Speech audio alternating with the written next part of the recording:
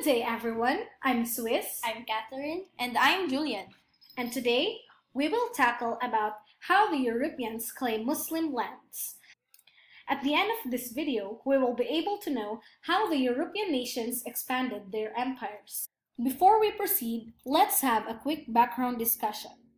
After the Europeans divided Africa, they thought of looking for other lands to control. Since they have strong forces, then they were less likely to be defeated.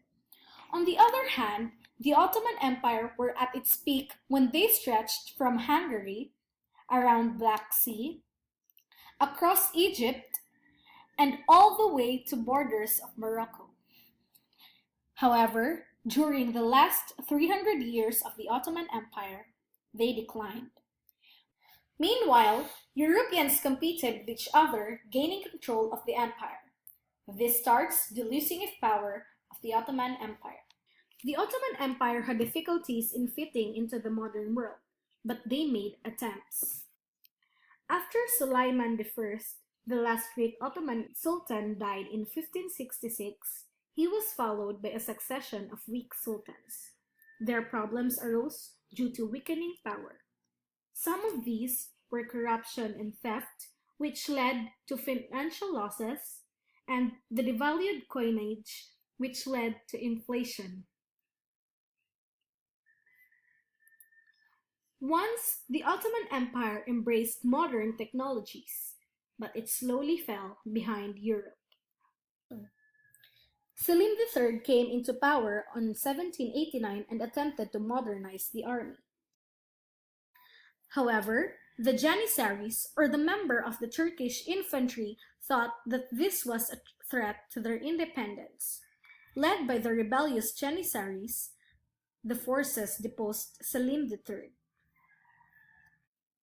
The Ottoman Empire started to lose their unity on 1830. Greece waged a war against the empire and gained independence. On the other hand, there was also a clash between the empire and Serbia. While the Ottomans weakened, Europeans started to expand their territories and look for ways to take lands. Let us move on to our next topic. Europeans grab territory. Geopolitics, an interest in or taking of land for its strategic location or products, played an important role in the fate of the Ottoman Empire. World powers were attracted to its strategic location. The Ottomans controlled access to the Mediterranean Sea and Atlantic Sea trade. Merchants in landlocked countries that lay beyond the Black Sea had to go through the Ottoman lands. Russia, for example, desperately wanted passage for its grain exports across the Black Sea and into the Mediterranean Sea. This desire strongly influenced Russia's relations with Ottoman Empire. Russia attempted to form alliances with Ottoman enemies and finally waged war against the Ottomans. This war was called the Crimean War. It was named after a peninsula in the Black Sea where most of the war was fought.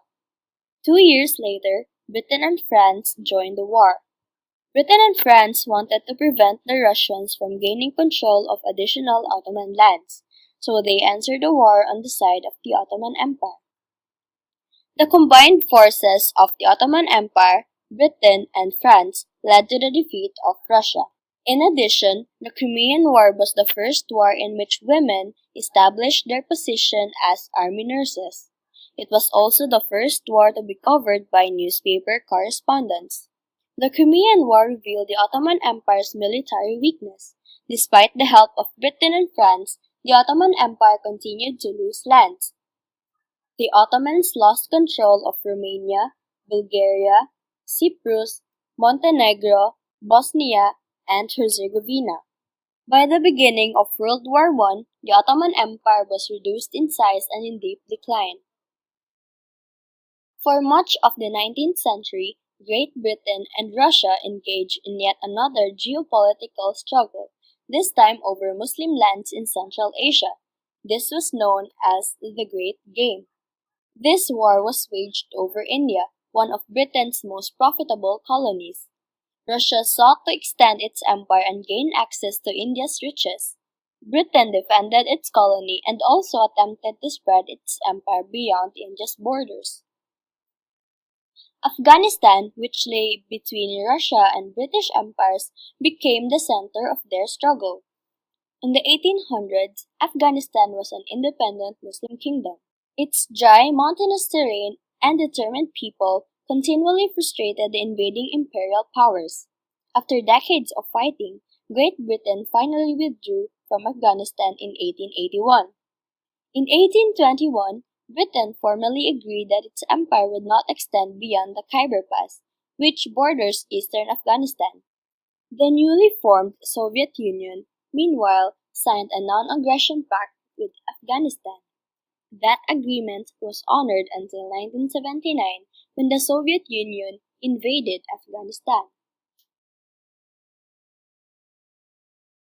So let's say, for example, you see the world slowly changing. What would you do? Would you adjust to the modern world or be consumed by it?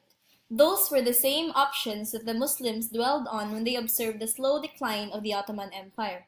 In relation to this, Egypt decided to initiate reforms, political and social, to avoid European domination of its land. Since France and Britain saw Egypt's strategic location at the head of the Red Sea valuable, modernization arrived in Egypt, which is also caused by geopolitics. This is also because of the interest in the area created by the French occupation. After Napoleon failed to win Egypt, a new leader emerged named Muhammad Ali. A short background: Muhammad Ali was a commoner or a common soldier who rose to leadership as a result of his military skill and political awareness. He was sent by the Ottomans as part of an expeditionary force to govern Egypt, but he soon broke away from Ottoman control. He fought a series of battles in which he gained control of Syria and Arabia. Through the combined efforts of European powers, Muhammad Ali and his heirs were recognized as the hereditary rulers of Egypt. Muhammad Ali then began a series of reforms in the military and in the economy. He personally directed a shift of Egyptian agriculture to a cotton plantation, or what they call cash crop. He made all of these possible without any foreign assistance. This brought Egypt into the international marketplace, but at a cost to the peasants. They lost the use of lands they traditionally farmed and were forced to grow cash crops in place of food crops. Muhammad Ali's efforts to modernize Egypt was continued by his son Ismail. Ismail supported the construction of Suez Canal. The Suez Canal is a waterway cut that connected Red Sea to Mediterranean Sea. It was built mainly with French money from private interest groups. However, more irrigation projects and communication networks were expensive.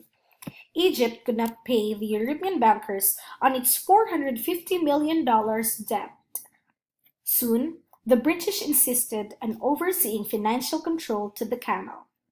And this is the start when British occupied Egypt. So now we will proceed to Persia. Russia and Britain had an interest to Persia. They competed to exploit Persia commercially and to bring that country under their own spheres of influence.